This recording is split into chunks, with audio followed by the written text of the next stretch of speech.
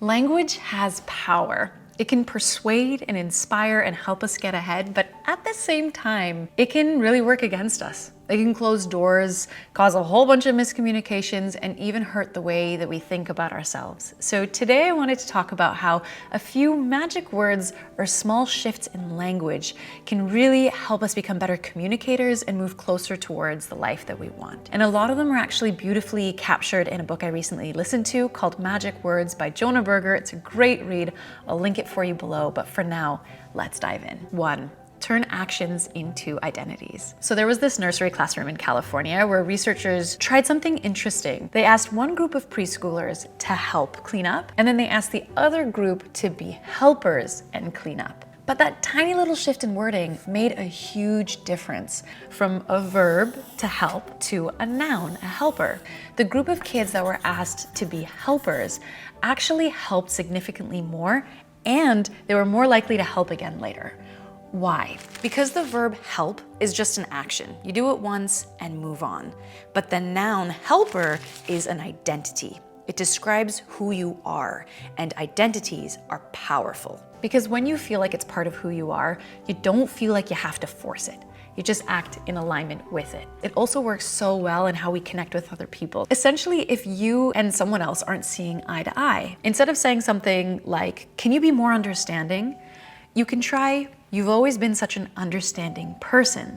Can we talk about this?" It's less criticism and it's more like an invitation for them to show up as their best self. And people, most people, want to live up to that positive version of themselves. 2, shift away from first person language. Sometimes the way we say things can build walls without us meaning to. So let's first talk relationships, whether this is friends, family, partner, doesn't matter. If things are getting heated or emotional and you're using you or I, which is first person language, it can accidentally sound like blame, even if that wasn't our intention. So if I were to say to my partner, "You never have time for me," it can come across as an accusation. "You did this to me." Now compare that instead to saying, "It feels like we haven't had much time together lately. The you and I have disappeared, and so does the blame." It now focuses on the situation instead of the person, and so it makes it feel a lot more caring and less confrontational. And you can use this little language shift when you're talking to yourself as well. If you were to say, "I'm so bad at this," the I makes it personal. It turns one moment of frustration into self-judgment. If you were instead to say, though, "This isn't going the way it's supposed to," notice how the I is gone, how the focus moves from "I'm the problem" to "the situation is the problem." And when the situation is the problem, we can ask ourselves, how can I fix this? 3, replace should with could. The word should, I've always felt like, is just pressure. It carries with it the sense of like guilt and obligation, like there's only one right answer and you've been getting it wrong. Like I should work out more, I should eat better, I should be further ahead by now. Every time we say the word should, we create a gap between who we are and who we think we're supposed to be, and that feels heavy, right? But if we were to change that one word instead to could, the energy completely changes. I could go for a walk after lunch. I could make something nourishing for dinner.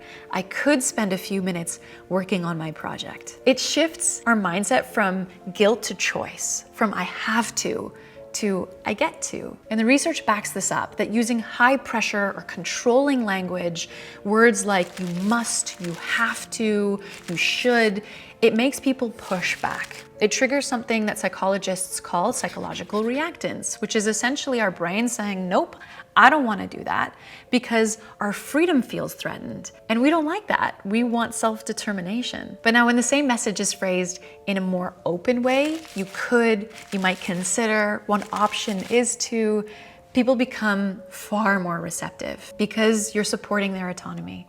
So this works anytime you're talking to other people or even to yourself. 4, replace but with and. How many times have you heard something like, "What you wrote was really good, but..." It's like the moment we hear the word but, everything that came before it disappears. It's like hitting the delete button on the compliment. So instead of using but, try using and. I've always felt that and is a bridge instead of a wall. It connects ideas instead of canceling them out. For example, if you were to say, "You're doing great, but here's what to fix," you could instead say, "You're doing great, and here's what could make it even better."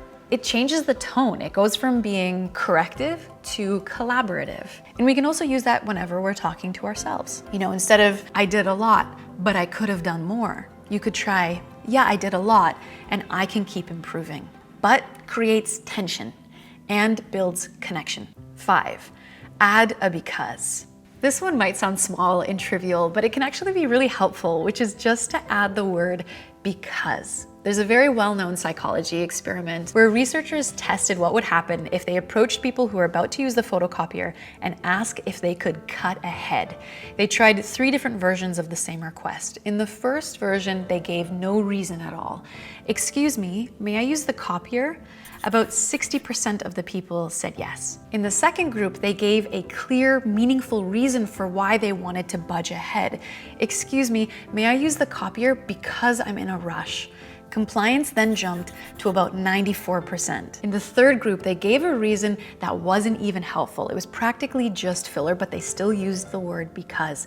Excuse me, may I use the copier? Because I need to make more copies. Even still, surprisingly, compliance was over 90%. What this shows is that people respond far more positively when they hear the word because followed by a reason. Why? Because it gives the request a sense of logic and purpose. Our intention becomes clear, and that little bit of clarity makes us more willing to cooperate. So let's say, for example, you're in a meeting and you feel like it's running long. Instead of saying, can we wrap this up soon? Which can sound abrupt, maybe even rude. You could instead say, can we wrap this up soon? Because I want to be mindful of everyone's time. It's the same request, but now instead of it feeling pushy, it feels thoughtful. And you can use this whenever you're talking to yourself too. Instead of saying, I need to get this done, you could try saying, I need to get this done because I'm gonna feel so much better once it's off my plate. That word because really just puts your why in focus. And when you remember your reason, motivation naturally follows. But I'd love to hear from you. I'm curious if there are any language swaps that you make yourself or that you'd like to make after watching this video. I always think we can learn from each other's examples. Thanks so much for hanging with me today. I really appreciate it. Pick Up Limes signing off, and I'll see you in the next video.